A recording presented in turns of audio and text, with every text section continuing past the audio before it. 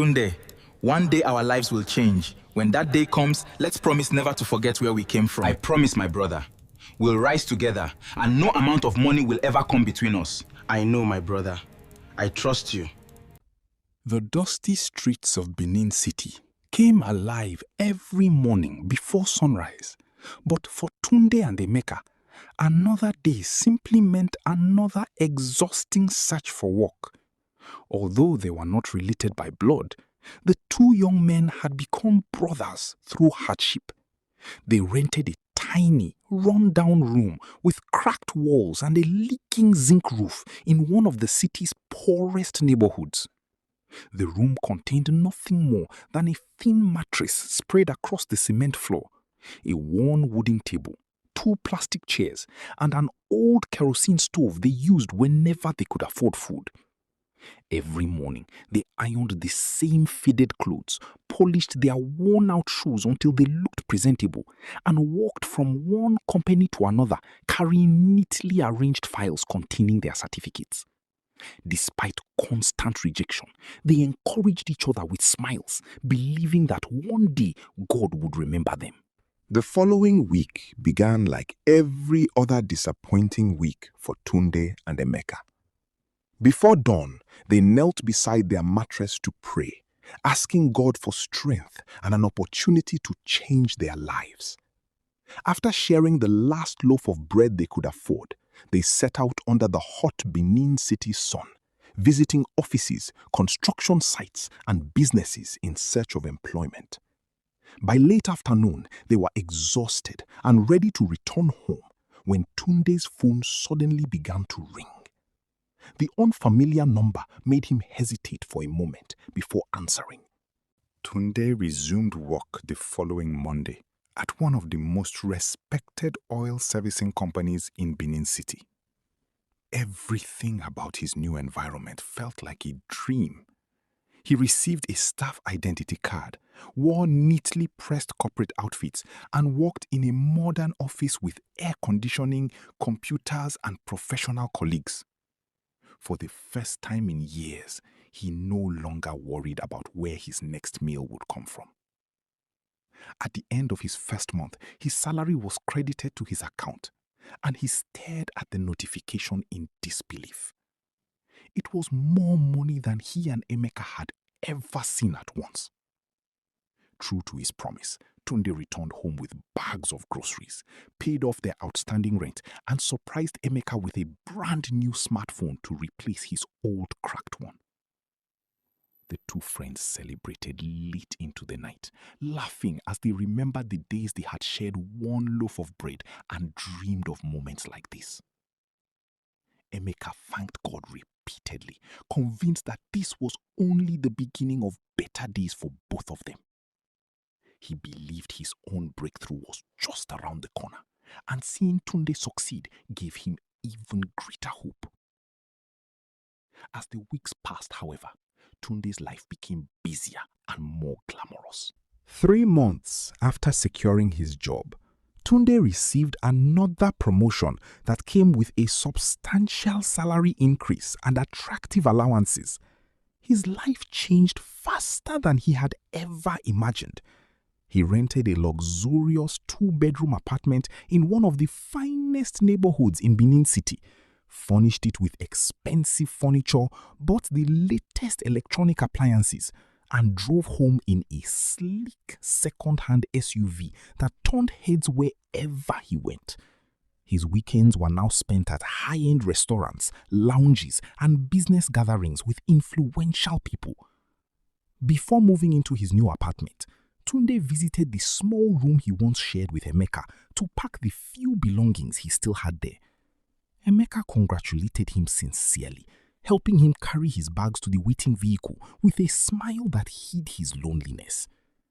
Before leaving, Tunde assured his friend, "Don't worry, brother. Settle down here for now." Life became increasingly difficult for Emeka as the months passed. Every morning, he woke before sunrise, dressed in the same neatly washed but fading clothes, and continued searching for work with unwavering determination.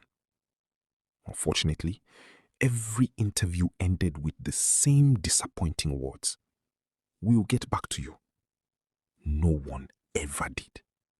Soon, his savings were completely exhausted. The little room that had once echoed with laughter now felt painfully silent. His landlord knocked on his door almost every day, demanding several months of unpaid rent. The small food items in his kitchen disappeared one after another until all that remained was an empty pot sitting on the stove. One hot afternoon, after receiving a final warning from the landlord, Emeka made a difficult decision. Swallowing his pride, he resolved to visit Tunde. After sending Emeka away, Tunde convinced himself that he had done the right thing. He believed that allowing his old friend back into his life would only bring unnecessary burdens and damage the successful image he had worked so hard to build. His wealthy friends praised him for moving on from his humble beginnings, encouraging him to think bigger and invest in opportunities that promised extraordinary returns. Flattered by their admiration and eager to become even richer, Tunde began spending money recklessly. He purchased another luxury vehicle, upgraded to a more expensive apartment, and attended exclusive business seminars where self-proclaimed investment experts promised unbelievable profits. One afternoon, he met a smooth-talking businessman named Mr. Raymond, who claimed to represent an international investment company. Raymond promised that anyone who invested would double their money within 3 months through foreign contracts and oil export deals. Blinded by greed and convinced he had found the opportunity of a lifetime, the weeks that followed were the darkest Tunde had ever experienced. The banks froze his accounts, and debt collectors stormed his apartment with court orders to recover the money he owed. One by one, his expensive possessions were taken away. His luxury SUV was towed from his compound, while curious neighbors watched from a distance. The elegant furniture that had once filled his sitting room was auctioned off, and the apartment he had proudly called home was locked after he failed to pay the outstanding rent. The pressure became unbearable. The company where he worked launched an internal investigation after discovering that he had encouraged some colleagues to invest in the fraudulent scheme. Although he had not intended to deceive anyone, management held him responsible for bringing the scam into the workplace. Within days, Tunde received a termination letter. Emeka's new job transformed his life in ways he had only dreamed about during the long years of hardship. The company welcomed him warmly, recognizing his honesty, discipline, and willingness to learn. Within a few months, he earned the respect of his supervisors and colleagues through his dedication and humility. He rented a modest but comfortable apartment, bought decent furniture, and replaced his worn-out clothes with neat office attire. Unlike before, he no longer worried about his next meal or how to pay his bills. Yet, success did not change his character. Every Sunday after church, he visited orphanages with food and clothing, quietly supported struggling neighbors, and helped unemployed youths prepare their CVs and job applications. Whenever people praised his kindness, Emeka simply smiled and said, "I know what it feels like to have nothing. If God has blessed me today, it is so I can become a blessing to others." Even though the painful memory of Tunde's rejection still lingered in his heart, he chose not to dwell on it. Instead, he prayed that God would teach him to forgive completely, believing that bitterness only imprisoned the person who carried it. One rainy evening, after working late at the office, Emeka stopped at a small roadside restaurant to buy dinner before heading home. As he waited for his order, his eyes wandered across the street. Tunde sat quietly on the weathered wooden bench, his eyes fixed on the ground, as streams of people hurried past without noticing him. Hunger had drained the strength from his body, while shame weighed even heavier on his heart. He had spent the entire day searching unsuccessfully for work, but every company turned him away.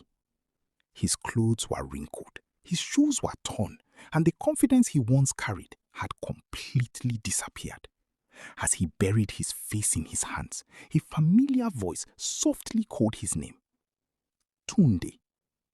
Startled, he slowly looked up. Standing before him was Emeka, dressed in a clean office suit with a gentle smile on his face. Tunde's eyes filled with tears immediately. He tried to speak, but the words refused to come. Finally, with a trembling voice, he whispered, Emeka, I do. The following months marked the beginning of a new chapter in both men's lives. True to his word, Emeka did not simply hand Tunde money. Instead, he helped him rebuild with dignity. He gave Tunde a place to stay, helped him regain his confidence, rewrote his resume, and introduced him to trustworthy people who valued honesty over status. Through one of Emeka's professional contacts, Tunde secured an entry-level position at a reputable logistics company. The salary was modest compared to what he had earned before, but this time he accepted it with gratitude instead of pride. He worked harder than ever, arriving early and leaving late, determined never to repeat the mistakes that had cost him everything. Outside work, the two friends started a small side business together, using the lessons they had learned from their years of struggle. As the business gradually grew, Tunde became known not for his wealth, but for his humility. Whenever he met young job seekers or people facing difficult times, he listened patiently, encouraged them, and offered practical help whenever he could. The man who had once shut his gate against a struggling friend now kept his door open